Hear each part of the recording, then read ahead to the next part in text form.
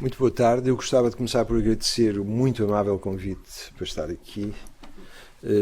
É realmente para mim uma honra e um prazer. E é uma honra a muitos títulos.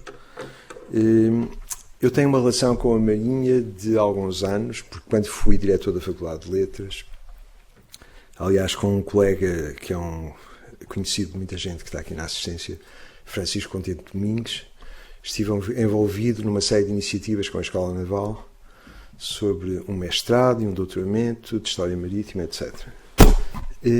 Essa relação com a Marinha levou-me algumas vezes ao Alfeite, à Escola Naval, e de todos os interlocutores que tive na minha carreira académica de gestão universitária, eu não estou a lisonjeá-los. Foi de certo com as pessoas da Marinha e também do Exército, porque também tive relações com a Academia Militar, as mais interessantes de todas. A razão é simples e é quase uma relação de... A razão é simples e tem a ver com um modo de colocar, de as pessoas se colocarem na relação. Ou seja, com a Marinha e com as pessoas da Marinha, em 5 minutos nós resolvíamos qualquer coisa que com os meus colegas universitários demorariam 5 meses. Era tudo rápido, era tudo simples, era tudo uma questão de palavra, ficava tudo decidido. E só posso saudar esse tipo de relação. Quando era vice-reitor, e ainda também como nota prévia a esta conversa que vou ter convosco, quando era vice-reitor, houve um tempo e um momento em que decidiu a reitoria fazer uma iniciativa de políticas públicas, de análise de políticas públicas. E o reitor incumbiu-me de coordenar de algum modo essa iniciativa de discussão de políticas públicas. Na primeira conversa que eu tive com ele, eu disse: há suspeitos do costume imediatamente nesta análise de políticas públicas. Toda a gente assume e presume que iremos falar de educação, que iremos falar de saúde, porque são esses os tópicos de que toda a gente fala e sobre os quais, aliás, incessantemente se fala. Eu sugeri que se falasse de um outro tópico, que se analisasse políticas públicas num outro domínio. Qual? A defesa. E a pergunta foi a defesa, porque parecia excêntrico. Eu dizia, é justamente um domínio que não é tratado. E é um domínio que é de certo crucial à democracia, de certo crucial à manutenção da sociedade. Esta ignorância destas questões prende-se com o mais fundo da democracia, o mais fundo do sistema democrático, o mais fundo da tentativa que todos temos de fazer de preservar a democracia. Efetivamente isto não prosseguiu, este projeto. Acabámos por fazer um movimento que é um movimento muito corrente, que é, quando se está a pensar falar de políticas públicas, acaba por se falar de metodologia de análise das políticas públicas, faz-se um salto para cima e fica-se no meta-nível, e foi disso que se falou. Mas justamente o impulso era esse, era analisar este tipo de questões. Agora, o que é que eu pensei fazer hoje? Na minha atividade agora na Fundação Carlos de Gulbenkian, eu tenho tratado mais de perto de alguns tópicos e alguns domínios que são domínios que, durante muito tempo, relativamente estabelecidos e aparentemente não problemáticos, se tornaram problemáticos em tempos mais recentes. Em que é que eu estou a pensar? Por exemplo, quando nós falamos de filantropia, quando falarmos de beneficência, quando falamos de caridade, todos estes tópicos estão hoje, todas estas palavras estão hoje muito saturadas, ideologicamente saturadas. É de certo difícil fazer uma apologia da caridade. Aliás, as pessoas perguntam ou imediatamente assumem que caridade é de certo uma extensão de paternalismo, ou que é a extensão de uma posição em que alguém usurpa uma posição de domínio sobre uma outra pessoa, mesmo que seja sob o regime ou sob um regime de beneficência. Tudo isso é questionável hoje. Tudo isto viola uma série de decoros social, uma série de decoros sociais. E, no entanto, essas palavras são palavras que, no étimo, naquilo que era o seu sentido inicial, são palavras muito interessantes. Por exemplo, a palavra caridade em inglês prossegue, tem curso, é hoje vernáculo, é hoje corrente. Charity. Charity denota um tipo de organização filantrópica. E o que é que quer dizer filantropia? Bom, até mesmo a palavra filantropia, se formos ao étimo, isto é, o afeto pelo homem, também isso pode ser e é hoje, de algum modo, maculado socialmente. Ou pelo menos na percepção social disso, na percepção política disso. este domínio, que é o domínio de dar, da doação, de dar alguma coisa a alguém, levanta, pois, questões muito complexas. Eu já vou falar da Fundação Gulbenkian, porque acho que a Fundação Gulbenkian, deste ponto de vista, e a minha experiência na Fundação Gulbenkian tem interesse, talvez, em ser descrita, mas eu faço notar o seguinte, que é, nós temos ouvido falar e vemos, por exemplo, este investidor, este empreendedor que foi recentemente preso, o Bankman-Fried, este homem que tinha uma empresa, FTX, penso eu, que era de criptomoedas e que foi preso recentemente. Bom, então, esta pessoa fazia parte de um grupo de empreendedores que, tendo tido lucros realmente gigantescos em relação a tudo aquilo que é a dimensão que nós conhecemos, decidiram que iriam doar parte da sua fortuna. Este esforço de doação da sua fortuna varia entre eles. Por exemplo, há o Gates, Buffett, os dois grandes multimilionários, que decidiram doar toda a sua fortuna em vida. No caso do Bankman-Fried, as pessoas como ele decidiram dar 1/10 da sua fortuna. Eu já vou voltar a isso em mais detalhe, mas para explicar que esta noção de filantropia, esta noção de dar alguma coisa a alguém, dar alguma coisa a alguém que necessita, é uma prática que é uma prática muito espalhada e é uma prática relativamente inquestionada em certos lugares. A prática pode ser feita de modos muito diversos. Vou também fazer só agora uma alusão ao que pode ser isso e para depois voltar um pouco mais à frente. Por exemplo, há uma fundação norte-americana que é a Fundação MacArthur. Como é que funciona? A Fundação MacArthur não há submissões à Fundação MacArthur, não há pedidos à submissão MacArthur. Ninguém pode submeter uma proposta à Fundação MacArthur, ou pelo menos naquilo que é o modo central de atuação da Fundação MacArthur. Então o que é que a Fundação MacArthur faz? A certa altura, num dado período do ano, anuncia uma série de grants, de doações a um conjunto de indivíduos ou instituições e dizem, vamos dar um grant a esta pessoa. Essa pessoa não pediu nada e a MacArthur decide dar a essa pessoa. Aliás, eu tenho uma história muito interessante com isso, porque eu fiz um mestrado na Universidade do Estado de Nova Iorque, em Albany, e entre os professores da universidade havia 3 ou 4 irlandeses que se reuniam normalmente num pub ao fim do dia, a beber whisky, etc., e que não tinham sequer nenhum dos 4 tinha um lugar fixo na universidade.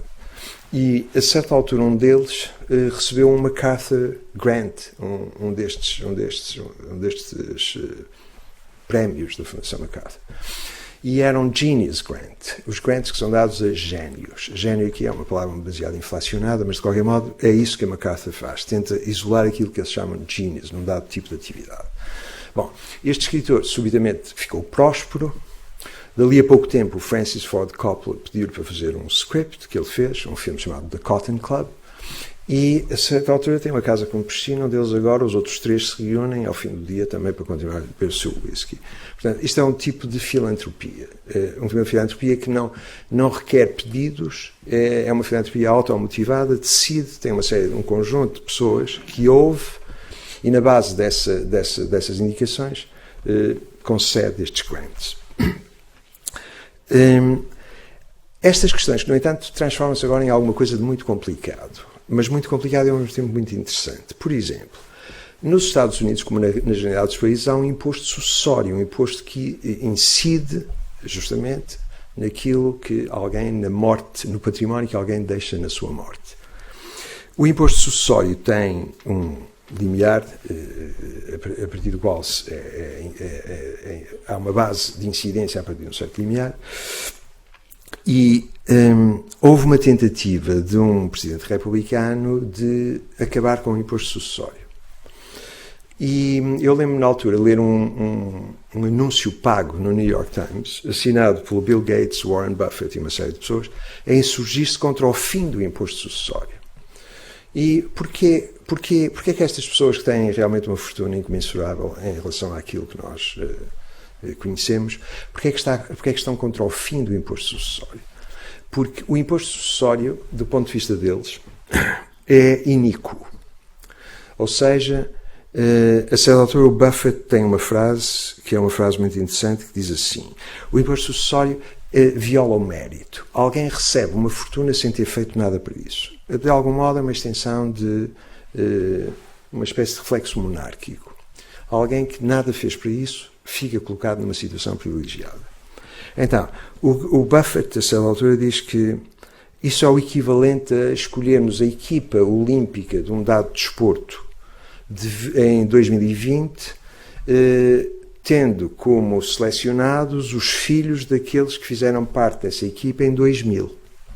Ninguém, de certo, entenderia que esta equipa de 2020 seria uma boa equipa só porque tem os filhos dos que foram jogadores dela em 2000.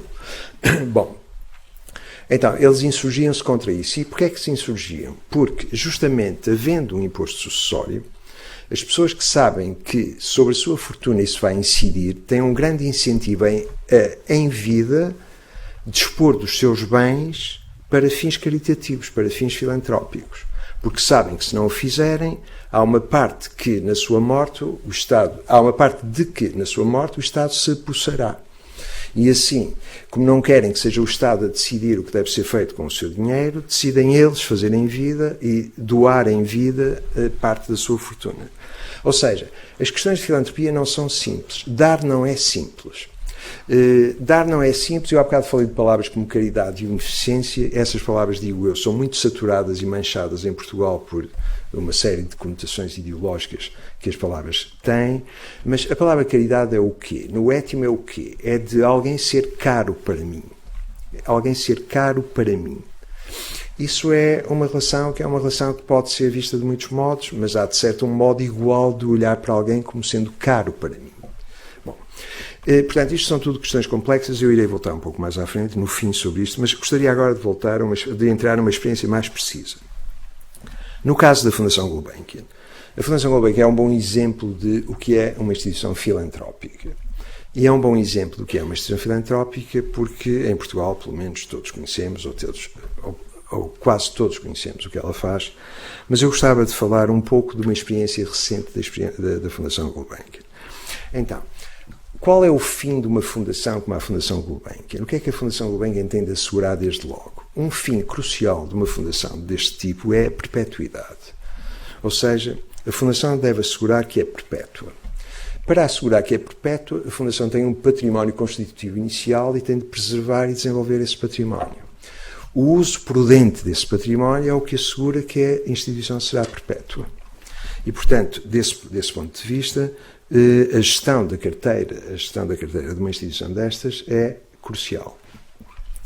O que é que uma fundação como a Fundação Gulbenkian quer assegurar? Tem 4 fins estatutários.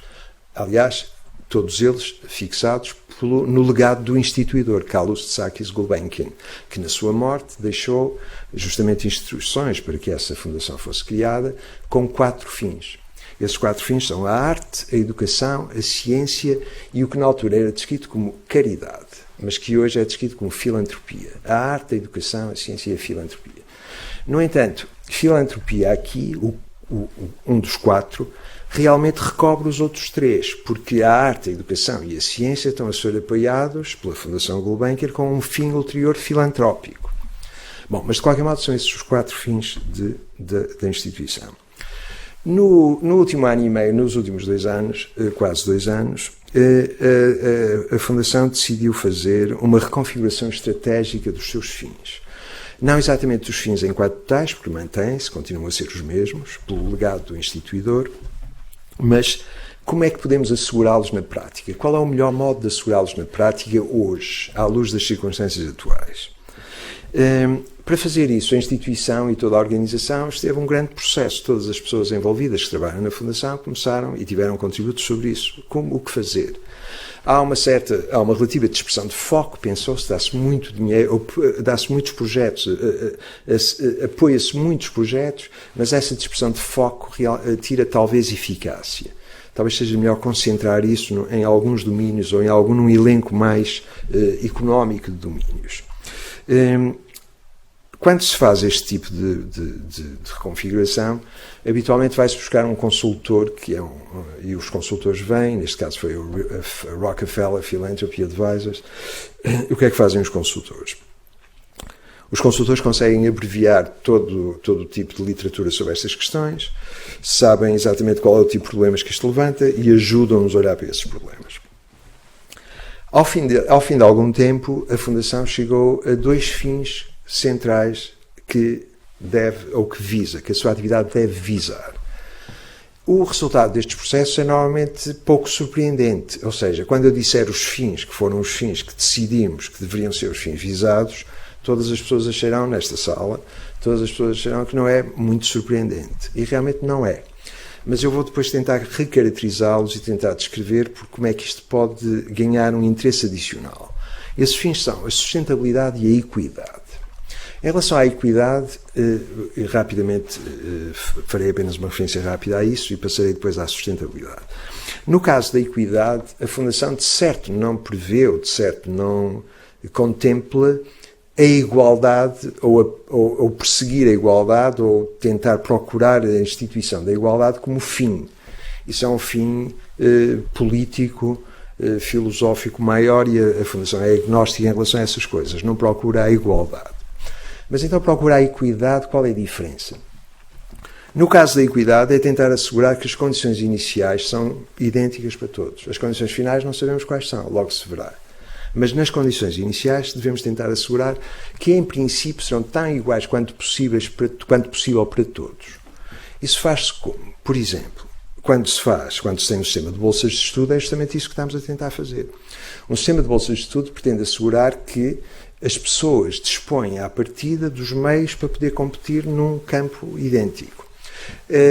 As bolsas de estudo, que realmente é uma página extraordinária da história da Fundação, desde o seu início, porque sempre o fez, sempre as deu, tem às vezes ocorrências extraordinárias que nós periodicamente vamos conhecendo. Há não muito tempo, um professor catedrático de uma grande instituição deste país descreveu a um colega meu, um administrador executivo da Fundação, a sua história e disse que tudo aquilo que ele fez na sua vida foi por causa de uma bolsa da Gulbenkian. Como é que isso foi feito? Ele descreveu. Este senhor é miúdo, é rapaz, com cerca de 6, 7 anos de idade, vivia numa pequena aldeia transmontana e um dia, num campo onde ele habitualmente jogava futebol com os seus colegas, apercebeu-se que a carrinha que quinzenalmente vinha vender peixe tinha vindo mais uma vez e tinha estacionado no campo onde eles habitualmente jogavam futebol. Isto para ele foi muito desagradável porque, depois de vender peixe, o gelo da carrinha derretia e o campo ficava num estado lamentável e não se podia jogar futebol. Ele aproximou-se e percebeu que não era uma carrinha de peixe, era uma biblioteca itinerante da Fundação Gulbenkian. Então entrou, começou a olhar para os livros, escolheu 5 livros, o bibliotecário disse que só podia levar 2, ele ficou ali, as pessoas saíram e o bibliotecário fez uma exceção e disse: levas os 5. Então os 5 eram o quê? Livros como A Lâmpada, coisas deste género, porque era isso que o interessava. Este miúdo começou a ler esses livros, a certa altura a professora primária foi falar com os pais dizendo que ele devia estudar. Depois teve uma bolsa da Gulbenkian para continuar a estudar. E teve uma bolsa da Gulbenkian até ao fim do seu doutoramento. Portanto, a Fundação, de algum modo, foi decisiva para a vida desta pessoa. Estas histórias sucedem-se e são, de certo, um exemplo daquilo que podemos descrever como filantropia. Bom, mas então, as bolsas. Só apenas um exemplo em relação às bolsas. A Fundação dava, em 2019, porque tinha, entretanto, por razões diversas, reduzido o seu programa de bolsas, 85 bolsas a estudantes universitários. Neste momento dá 500 por ano e temos cerca de 1.200 alunos a receber uma bolsa. Mas eu estou só a referir isto porque há um aspecto interessante neste programa de bolsas, que é, estas bolsas complementam as bolsas de ação social que as universidades dão. Porque as bolsas de ação social que as universidades dão são relativamente reduzidas. Mas, para além de complementarem essas bolsas, e reparem que o público estudantil que precisa destas bolsas é tão expressivo que os 1.200 alunos que neste momento recebem uma bolsa da Gulbenkian têm nota mínima de cerca de 18,2. Portanto, estamos a falar de um segmento massivo e, no entanto, desta qualidade. Esses alunos, neste programa de bolsas da Gulbenkian, recebem também um suplemento para que possam fazer Erasmus. Porque, apesar das bolsas de ação social que o Estado dá preverem que esses alunos possam fazer Erasmus, apenas 2% desses alunos fazem Erasmus porque a bolsa não é suficiente para que possam passar um semestre num país estrangeiro. Portanto, isso é também um lado de intervenção social. Ou seja, esse é um lado de intervenção na equidade, naquilo que eu estava a descrever como um dos 2 fins da Fundação. Mas agora, em relação à sustentabilidade, a sustentabilidade é uma coisa um pouco mais difícil, porque nós, em relação à sustentabilidade, somos hoje bombardeados com a palavra. E, aliás, todas as pessoas acham que devem assegurar a sustentabilidade, que o coração está no lado certo quando defendemos a sustentabilidade. Mas, como qualquer outro termo, convém saber o que é que queremos dizer quando usamos o termo. O que é a sustentabilidade, ou o que é para nós a sustentabilidade? Aqui o problema é um problema muito curioso, porque normalmente as fundações têm uma identidade muito precisa. Por exemplo, há fundações, e há muitas fundações europeias que nós conhecemos bem, há fundações que só apoiam ou só dão bolsas de estudo, não fazem mais nada, só fazem isso. Tem aquilo que nós descrevemos como uma atividade distributiva, uma exclusiva atividade distributiva. Dão bolsas, é isso que fazem. Há, no entanto, fundações que são outro tipo de fundações, têm uma atividade direta, têm um museu, por exemplo, e asseguram a existência desse museu. A Fundação Gulbenkian é um monstro híbrido, porque tem atividades distributivas, apoios, bolsas, etc., e tem atividades diretas. Tem um museu, tem um instituto de ciência, tem um centro de arte moderna, tem uma orquestra, etc. Portanto, tem muitas atividades de natureza diferente, simultaneamente distributivas e diretas. Quando nós queremos descrever a sustentabilidade como o fim que uma instituição híbrida como a Fundação persegue, já não estamos no domínio habitual e previsível da sustentabilidade ambiental, porque alguém terá que explicar, então, o que é que a temporada de música tem a ver com sustentabilidade? Isto é uma excelente pergunta. Como é que a sustentabilidade pode recobrir toda a atividade de uma organização tão híbrida dessa natureza? Para além disso, quando falamos da sustentabilidade ambiental, e de certo que nós estamos muito interessados na sustentabilidade ambiental, temos um problema de dizer como é que isso pode ser feito de um modo suficientemente eficaz e eficiente. Ou seja, como é que nós podemos perseguir isso? Porque, em primeiro lugar, os recursos de uma fundação estão longe de poder responder ao desafio que é o desafio das alterações climáticas. Há hoje fundações europeias e norte-americanas que pensam que a ameaça das alterações climáticas é de tal modo que decidiram gastar todo o seu património, despender todo o seu património na luta contra essa ameaça que eles acham que é inexorável. E, portanto, estão, aliás, como o Gates e o Buffett, que eu falei atrás, decididos a usar todo o património na procura e na persecução deste fim que eles entendem ser um fim virtuoso de contrariar as alterações climáticas. Bom, então, o que é que se pode fazer nesse domínio? E aqui entramos num aspecto que é realmente, penso eu, interessante. Na procura de ter um papel na defesa da sustentabilidade ambiental, nós podemos ter uma ação direta, mas essa ação direta é difícil, porque o que está envolvido economicamente neste tipo de problemas é de tal modo massivo que sem a intervenção dos Estados isso torna-se ocioso. Mas pode-se fazer alguma coisa como, por exemplo, pôr uma ênfase na persuasão. Então, usemos a persuasão. Mas quando nós dizemos vamos persuadir as pessoas da gravidade, da extensão disso e da necessidade de o contrariar. Mas então isso faz-se como? Persuade-se quem? Quem é que deve ser persuadido? Eu vou dar agora 2 ou 3 exemplos que acho que realmente são interessantes e chego à parte da minha intervenção que pode ser mais interessante. A Fundação Gulbenkian tem 2 delegações, uma no Reino Unido, em Londres, e uma em Paris. O Conselho de Administração esteve recentemente em Londres, e falámos com algumas organizações não governamentais cuja atividade nós apoiamos. E quando estávamos em conversa com eles disseram que tinham feito um inquérito ao público britânico sobre a sensibilidade que o público britânico tem em relação às alterações climáticas. E chegaram à conclusão de que a população britânica pode ser dividida em 7 segmentos. 7 segmentos que são caracterizados por uma dada identidade social e política, e esses 7 segmentos têm posições diferentes em relação à ameaça das alterações climáticas. Ora, quando estávamos a ouvir isto, houve um de nós que disse que, de certo, o eleitorado que votou Brexit, e que é o eleitorado mais reacionário desse ponto de vista de reagir contra certas inovações da modernidade, de certo que esse eleitorado é talvez o menos envolvido neste tipo de questão. E eles disseram, não, pelo contrário. Os Little Englands, como eles descrevem os Brexiteers, aquele eleitorado que votou o Brexit, dizem eles que se encontram na segunda ou terceira posição das pessoas mais preocupadas com as alterações climáticas. Aliás, acima deles só estão os ativistas das causas climáticas. E isto é contraintuitivo. Nós perguntamos, mas porquê? Porquê é que isso é assim? Porquê é que essas pessoas estão mais? A única coisa que essas pessoas não querem é que lhes digam o que devem fazer para contrariar as alterações climáticas. Não gostam de ser objeto de persuasão, assim, direta. Mas, exceto isso, estão preocupados. E também não gostam que lhes digam que vão ter que tomar posições que, de algum modo, ameaçam a sua vida corrente, a sua vida vulgar.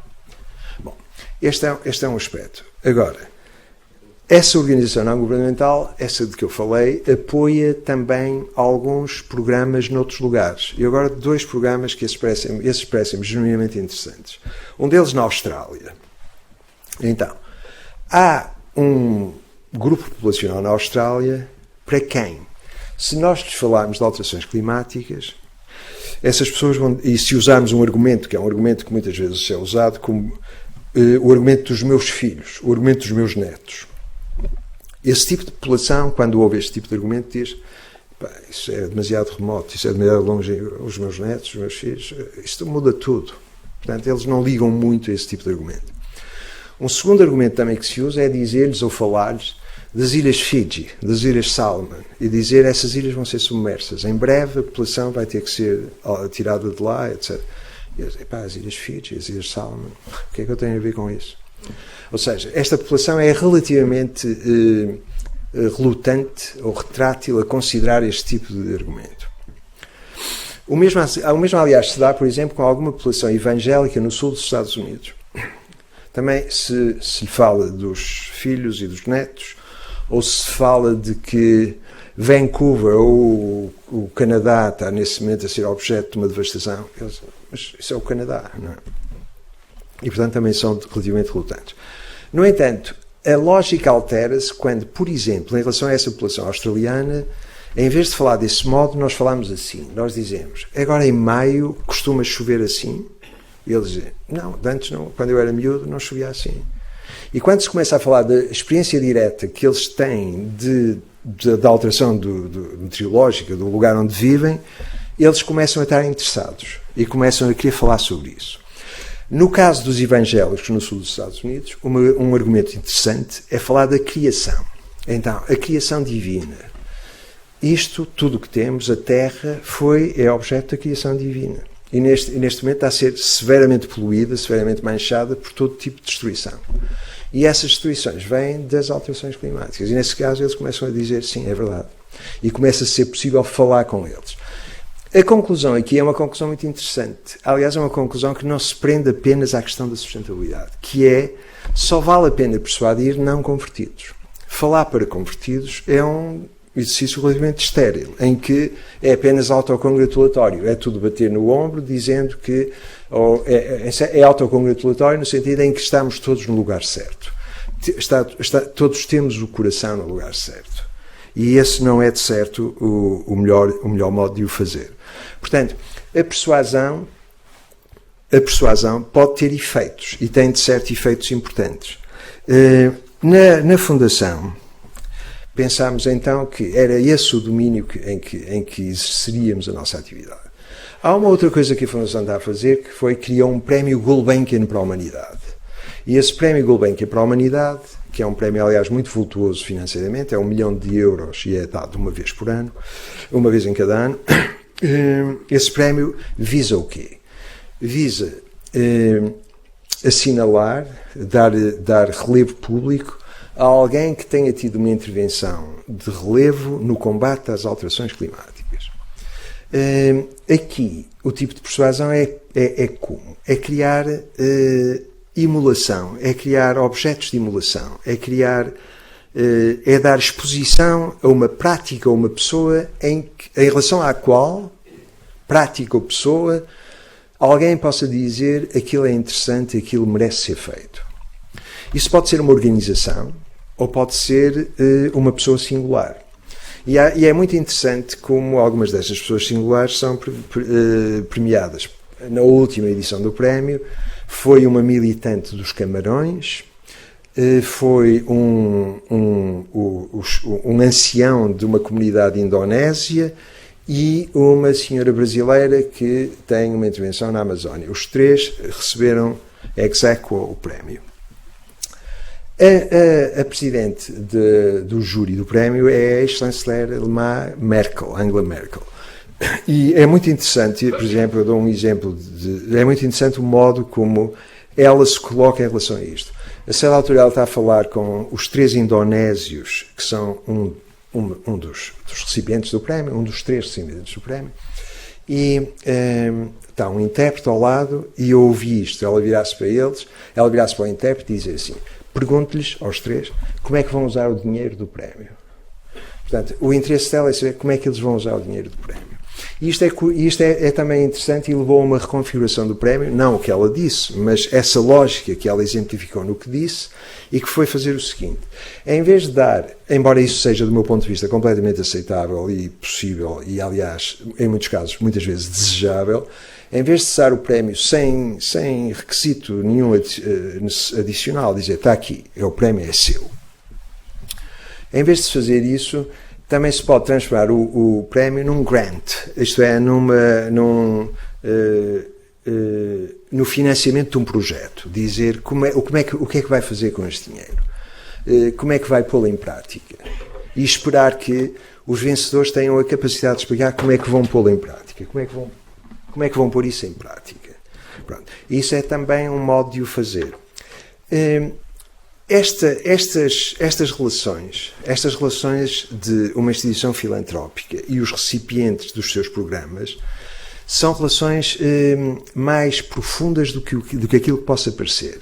Agora vou voltar a algumas das coisas, a uma referência que fiz no início, que é a seguinte: quando estes jovens empreendedores norte-americanos, por exemplo, que ficam subitamente muito, muito ricos com aquilo que fizeram, e agora decidem usar esse dinheiro com um fim socialmente útil ou interessante, e fazem coisas como fazer a promessa, ou giving the pledge, de dizer que 10% de tudo aquilo que eu ganho será dado à beneficência.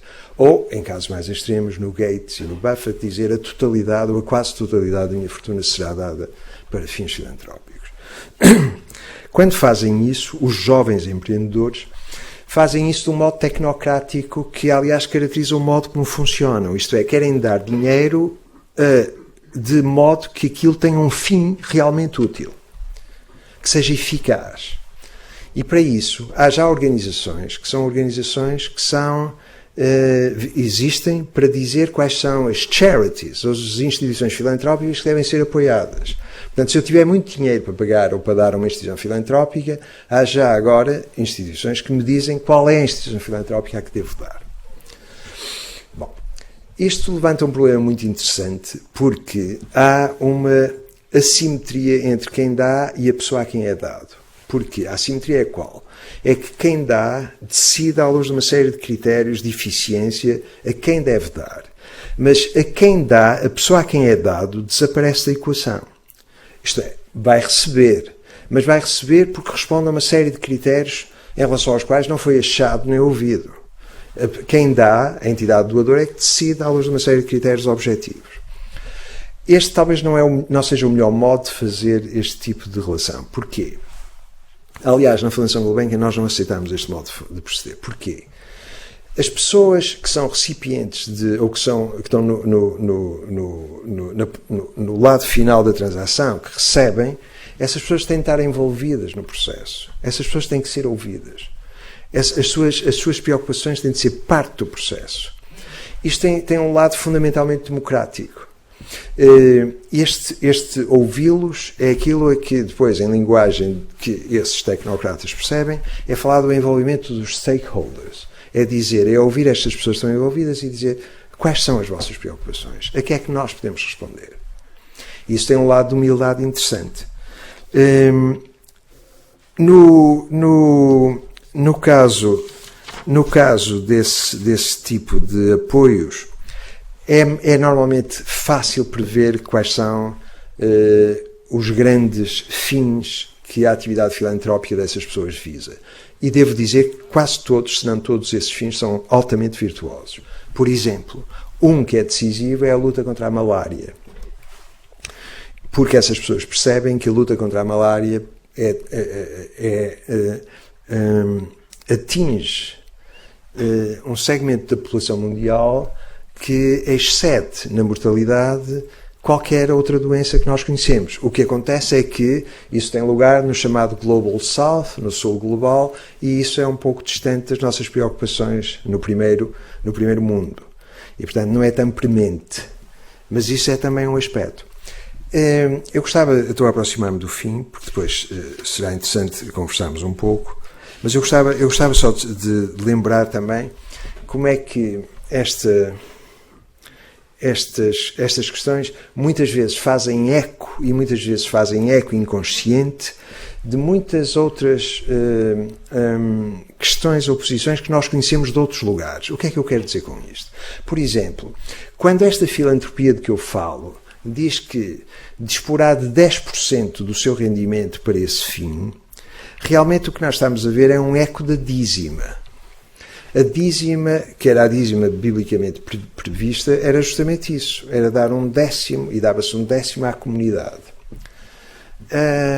Isso depois levanta problemas também muito interessantes. Aqui há uns anos, agora vou tentar sublinhar como é que alguns destes problemas depois são eminentemente políticos, no sentido em que têm a ver com a democracia, no que a democracia é de mais vital.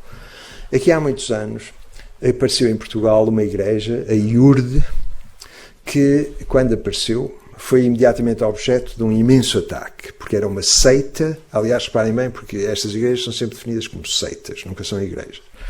Bom, então, era uma seita.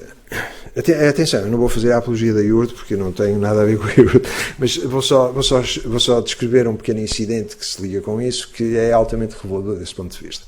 Então, a IURD apareceu e teve subitamente um imenso ganho de adeptos e de fiéis, etc. E numa televisão portuguesa, o bispo da altura, o bispo da IURD, foi entrevistado. E eu vi com atenção esta entrevista, porque este tipo de questões parecem-me muito reveladoras do que é o nervo, o centro da democracia. Então vi com atenção. A primeira pergunta, e logo a primeira pergunta que foi feita ao bispo dessa igreja, foi uma pergunta muito carregada. Foi dizer assim: o senhor recebe, agora eu vou ser impreciso na descrição, porque já não me lembro exatamente, mas qualquer coisa como: o senhor recebe, o senhor declara para efeitos fiscais 3/4 do salário mínimo nacional e, no entanto, vive na Quinta da Marinha. Como é que explica isto? O bispo, que não era nada estúpido, sacou de um decreto-lei, de um Diário da República, e disse: está aqui. Não sei exatamente qual é a descrição, mas qualquer coisa como os oficiais, sacerdotes, ou o que quer que seja, das igrejas, declaram para efeitos fiscais 3/4 do salário mínimo nacional. Naturalmente que aquilo foi feito para uma igreja, a igreja dominante em Portugal, mas ele justamente está a dizer: está aqui, é o que eu faço. E depois a entrevista continuou assim, neste modo muito polémico, e foi-lhe perguntado, e foi-lhe dito assim: os seus fiéis dão 1/10 do seu rendimento à igreja. Como é que você explica isto? Ele também estava à espera da pergunta, saca da Bíblia, eu não sei exatamente qual é o lugar, agora vou ser completamente impreciso, Levítico 24:38, e lá está a dízima como sendo aquilo que é prescrito aos fiéis de uma igreja. Como a resposta, portanto, é inatacável do ponto de vista dele. Acontece que ele é um fundamentalista protestante, de modo que, quando ele disse isto, um dos entrevistadores imediatamente se insurgiu e disse: mas o senhor não pode ler a Bíblia desse modo, isto tem que ser interpretado. Esta intervenção desta pessoa é muito interessante, porque realmente ela está a dizer a um fundamentalista protestante que ele, fundamentalista protestante, deve ler a Bíblia como um católico. Porque os católicos realmente requerem interpretação. É justamente isso que faz. A Igreja é uma estrutura de intercessão, uma estrutura de mediação entre o texto sagrado e o fiel. E por isso, ativamente, os católicos foram desencorajados a ler a Bíblia durante séculos. Mas o fundamentalista não tem estrutura de intercessão. Não há intercessores entre ele e a divindade. Ele lê diretamente o texto e está em contacto direto com a divindade. Ou pelo menos assim presume.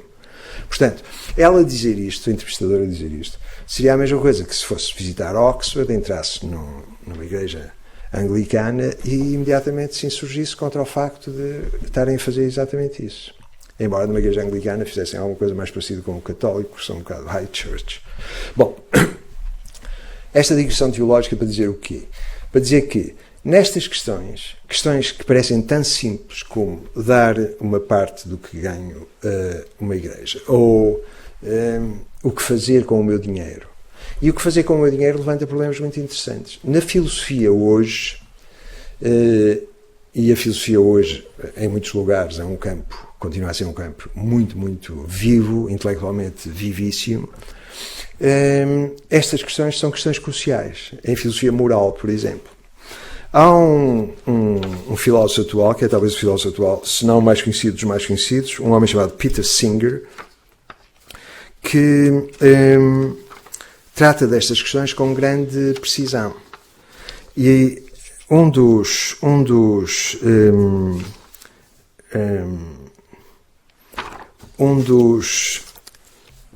uma das parábolas que ele inventou, um dos exemplos que ele inventou para colocar a questão, e colocar a questão de um modo que é um modo um bocado às vezes brutal na interpelação que faz aos leitores ou àquelas pessoas que o ouvem, é o chamado Pond Argument. É o argumento do pequeno lago.